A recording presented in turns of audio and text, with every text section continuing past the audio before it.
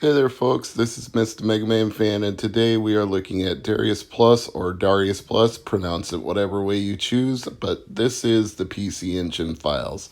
I'm going to apologize if you hear anything in the background like construction noise or my cat yodeling, because I don't have a soundproof studio.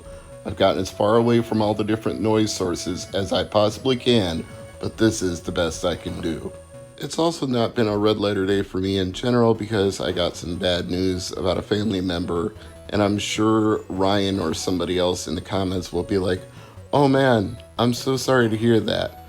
Well, let me just tell you, by the time you're watching this, it will be well after that occurred because I tape shows pretty far ahead on the PC Engine files, so I may be in a sour mood right now, but I'll be well over it by the time you're actually watching this, so thanks for your concern and sympathies, but try not to worry too much. I'll be okay. It's just that life throws you a curveball sometimes. You were expecting one thing and another happens, which is kind of the story of Darius Plus for me in general with recording this footage, because I decided in advance of recording the footage that I should use a TurboGrafx style controller to get the most authentic experience possible with the shooter. So I grabbed the one that was made by 8-Bit Do for the PC Engine Mini and TurboGrafx Mini, and I thought that would be the answer to all my problems, and I would play much better than I usually do when I'm trying to play with a non-standard controller or any other kind of operation like with the keyboard. You know, I want to play this in a way that feels right compared to playing it on a real TurboGrafx 16 or PC Engine. Well, it synced up just fine with my MacBook. That wasn't the problem. The lack of switches on the controller was the problem. On a real TurboGrafx or PC Engine controller, you have turbo switches at the top with 3 different settings for slow, medium, and fast. And there's no way to do that with the 8-Bit Do controller. I thought, okay, I'll just go into the preferences for OpenEMU and turn on auto fire, and then it'll just solve that problem. No, there was no way to do that. And then I thought, well, I'll just map the top 2 buttons above 1 and 2 to turbo fire buttons. No, when you map 1 and 2, it maps those 2 buttons as well. So I was just mystified at this point. I'm like, OpenEMU can't be that inflexible. This is one of the most popular and most well-rated options for playing retro games on a Mac. So I checked, and there was a version update from 2.08 to 2.1, and I thought, okay, this might solve the problem. Then it gave me an absolute bear of a time because it said, you can't do this update because OpenEMU is a read-only file and it's not in the applications folder, so we're not going to install this update.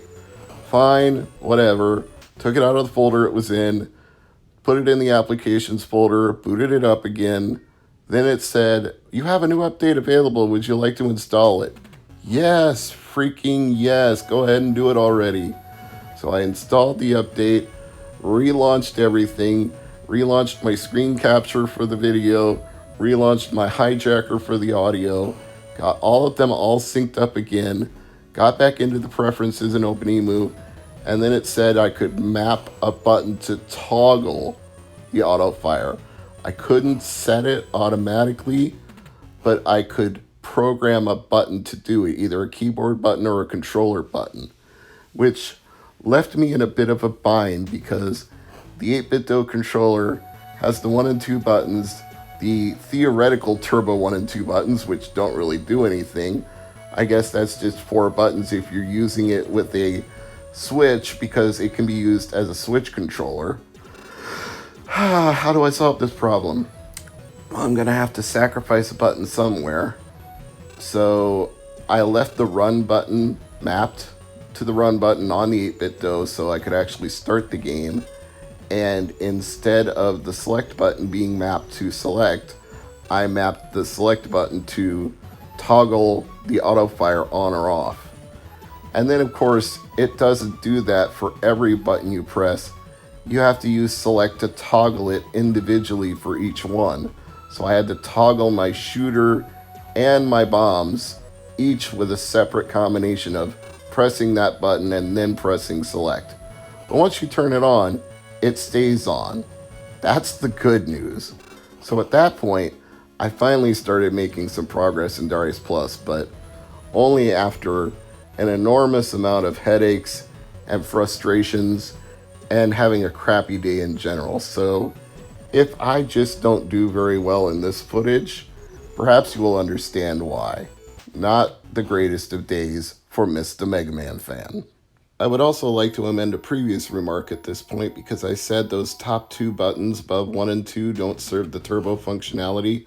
Well, they don't in OpenEMU, and I don't know what they do on Switch without syncing it up to a Switch again, but I think when it's actually plugged into my TurboGrafx Mini, those top two buttons do function as turbo buttons since there's no switches to set turbo when you're playing it on the TurboGrafx Mini. So they do work for that purpose. They just don't work for OpenEMU for that purpose. And on Switch, they probably either function as duplicate buttons or they just act like A, B, X, and Y instead of duplicating 1 and 2. Now, getting back to the game itself, Darius Plus was released only for PC Engine in Japan on September 21st, 1990.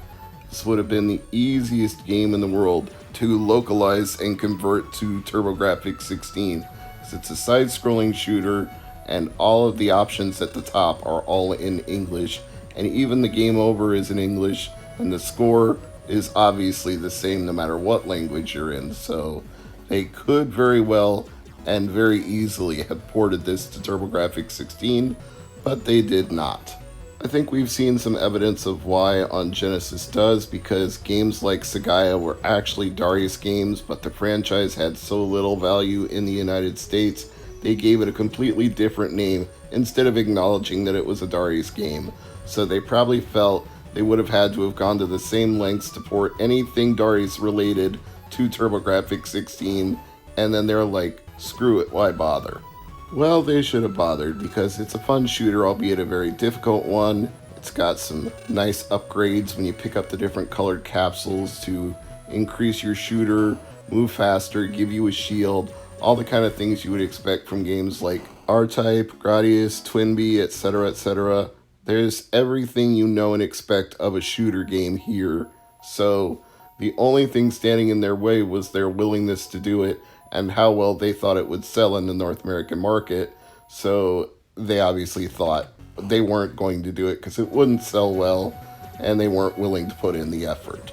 That's doubly ironic when you consider that this is actually a Super Graphics enhanced game. If you put Darius Plus in a Super Graphics, there's higher graphical fidelity and less flickering because it can handle more sprites. So they went to a lot of effort in one regard and none whatsoever in another. But the game still works fine on any normal TurboGrafx 16 if you have a HuCard converter, which meant a lot of people imported it and continue to do so to this day, which means it also fetches some not insignificant prices. $40 loose, $50 complete, $120 new and sealed.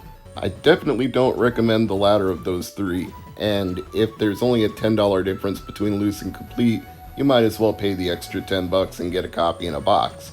But it is not going to be cheap whether it's loose or complete, so emulation may be a preferable way to go when it comes to playing Darius Plus. It would have been nice if they had included it in the TurboGrafx Mini or the PC Engine Mini, but they did not in any version, any region, which suggests to me that the licensing price from Taito was too high, or they just thought it was too obscure and not going to be a hit with the international markets. So once again, they did not bother. There's a lot of did not bothers with Darius Plus when it comes to this port, and it's also going to be a prevalent theme for the series in general, because take Darius Alpha for example. It's a boss rush version of Darius Plus, and you could only buy it in Japan, and you could only buy it with a special coupon and proof of purchase of Darius Plus and Super Darius.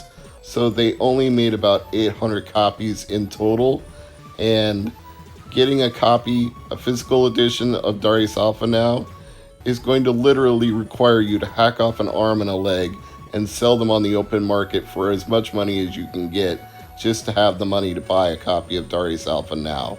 So forget about it. If I feature that one on a future episode of the PC Engine Files, I'm just going to straight up tell you to emulate it, play it on an EverDrive, or a Super SD or a Super HD System 3, because you should not spend the kind of money that Darius Alpha goes for. In no way, shape, or form is that worth it. Emulate it or imitate it in an EverDrive. Don't buy that shit. And if shooters aren't your thing, then definitely don't buy Darius Plus, because this one is punishing with or without the turbo buttons. It gets slightly more manageable with the turbo functions. I say slightly with a very high level of confidence, because you can get killed by everything. You can get killed by running into enemies.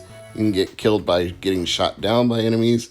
You can get killed by running into the walls of the cavern that you're traveling through. You just get killed. I'm Mr. MegaManFan. This has been the PC Engine Files. Thanks for watching.